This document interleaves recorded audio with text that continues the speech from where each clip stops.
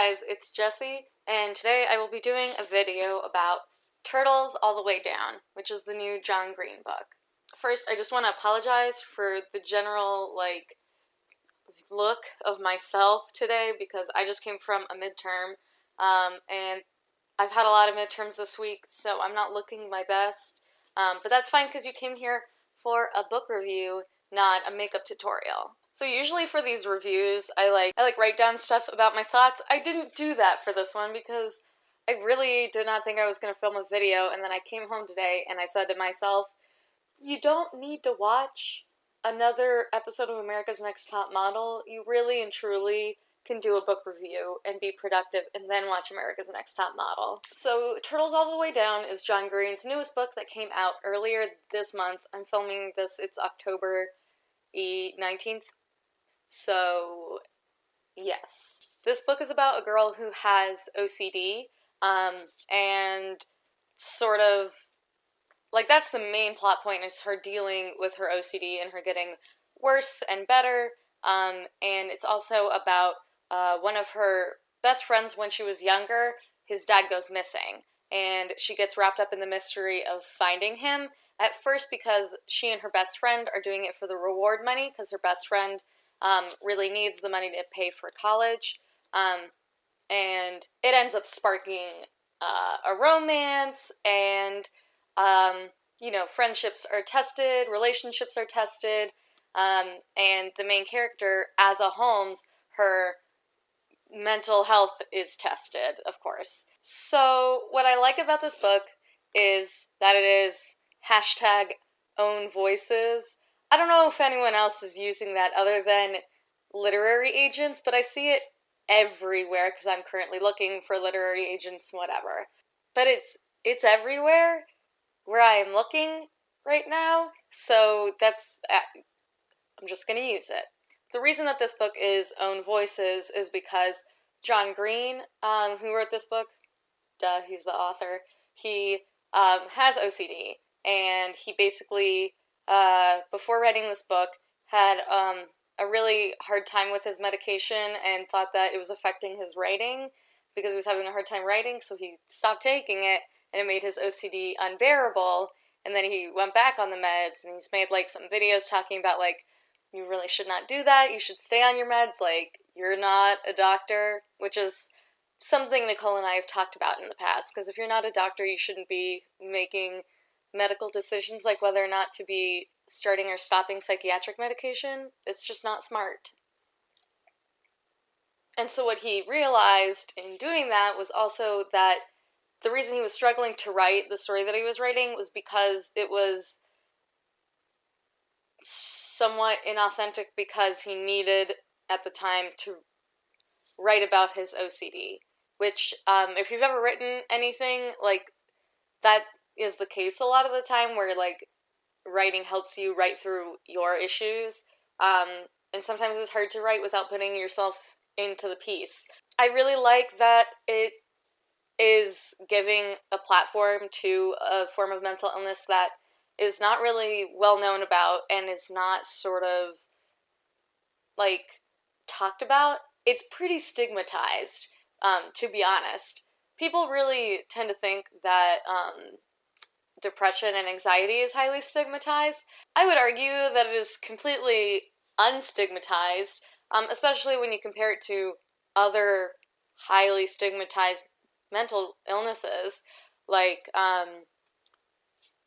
bipolar, OCD, schizophrenia. I could do a whole video on that, but that's not the point of this.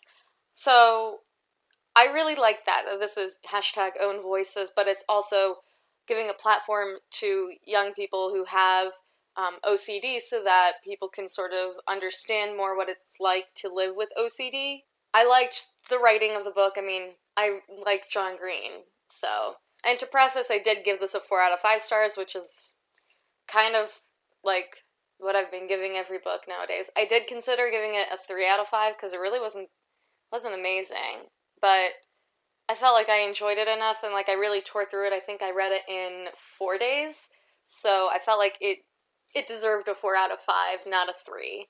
But there were a lot of things that I really didn't like, so What I did not like includes, I didn't like her mother. I thought she was really weepy and overly emotional, and I'm sure some people's moms are like that, but mine was not. I really hated her best friend, and probably if you read this, you will hate her best friend as well.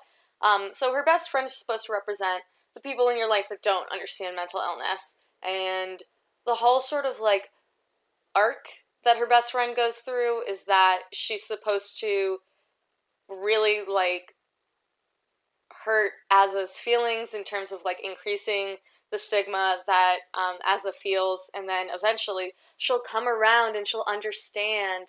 But that's just shitty, and she shouldn't have to come around. And any decent freaking person would empathize with someone who's dealing with like an actual illness that the other person isn't dealing with and has no context for.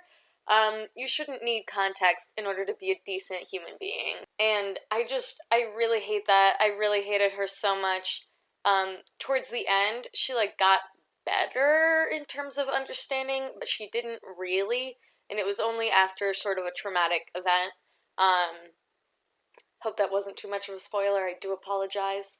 But that, like, Jesus Christ, you've been friends with the main character since you were 6 years old, and you have not figured out how to be a good person yet.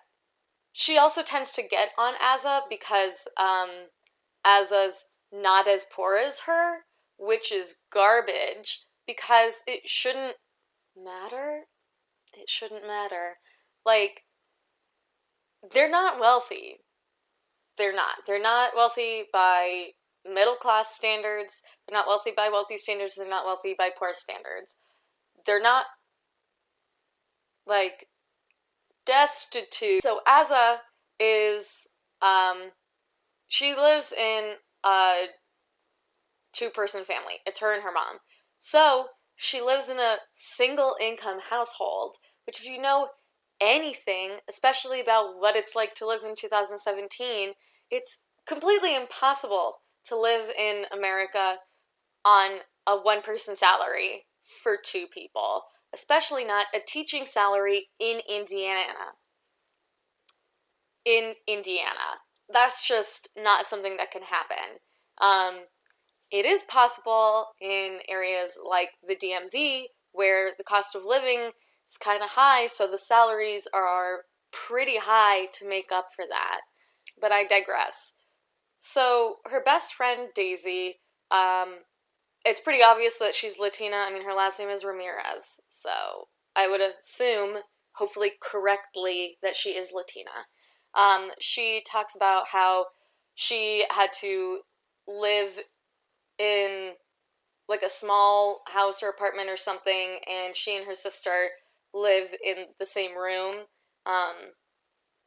which, like, I mean, I don't know that much about housing, so I really can't, like, make a point about it, but she has an enormous fight with Aza about her being a bitch because Aza thinks she's so poor, and Daisy is the really poor one. She's actually the poor friend, which is garbage, and I really hope that anyone who reads this realizes how shitty Daisy is, and if you identify with her, you need to get your attitude in check, because it's not an acceptable way to treat other people, especially people you consider your best friends.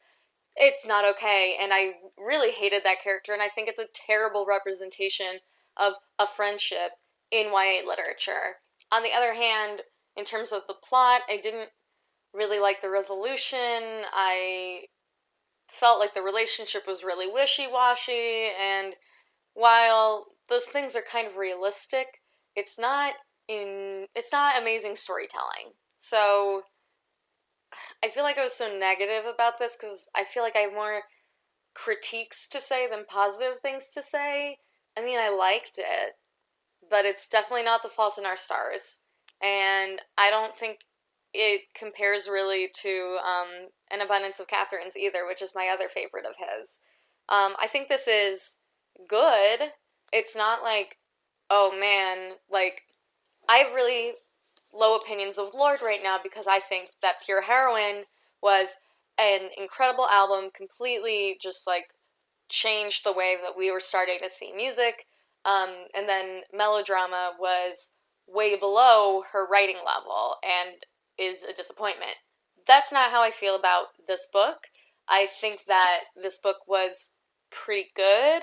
It just wasn't amazing, you know? It's definitely not one of my favorite novels. I do have some parts that I marked in here, so this is surprisingly a longer review than I expected to have.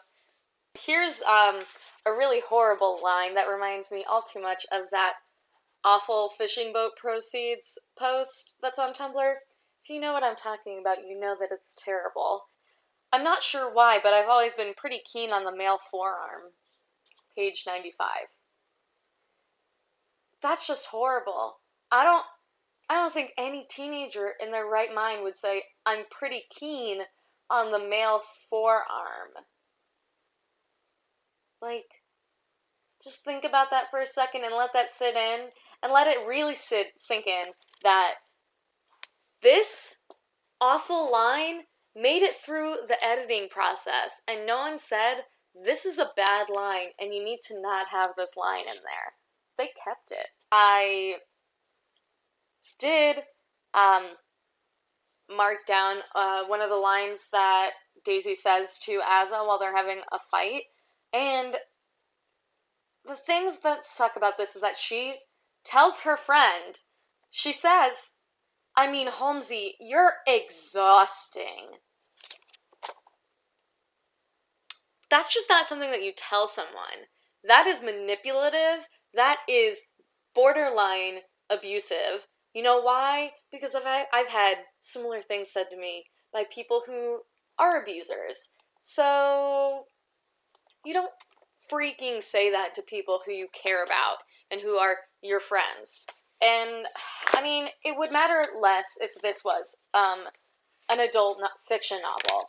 But this is young adult fiction, which means that what you're writing is supposed to, like, not just resonate with these kids, but it's also supposed to make them feel better or make them feel less alone. And while Daisy is realistic, she's not realistic for a friend. And she's a horrible character to write in. Like, I'm sorry, she's just bad. However, I will end this on one of my favorite passages. This is like kind of smack dab in the middle of the book. Azza is talking with someone about like their parents. So I'm gonna read it. Your mom gives a shit, you know? Most adults are just hollowed out. You watch them try to fill themselves up with booze or money or God or fame or whatever they worship, and it all rots them from the inside until nothing is left but the money or booze or God they thought would save them. There are some really good lines like that. I really liked it. I did. As horribly critical as I was, I really did like it. So, Turtles All the Way Down, definitely worth the read. Definitely 4 out of 5 stars. Shout out to everyone who voted yes in the poll to have me do a review on this book. And the opposite of a shout out to those of you who I know voted no. And I know who you are because I know you don't watch my videos. So, and also Instagram tells you who voted what. Anyways, that is it. Thanks for watching, and I will see you next time.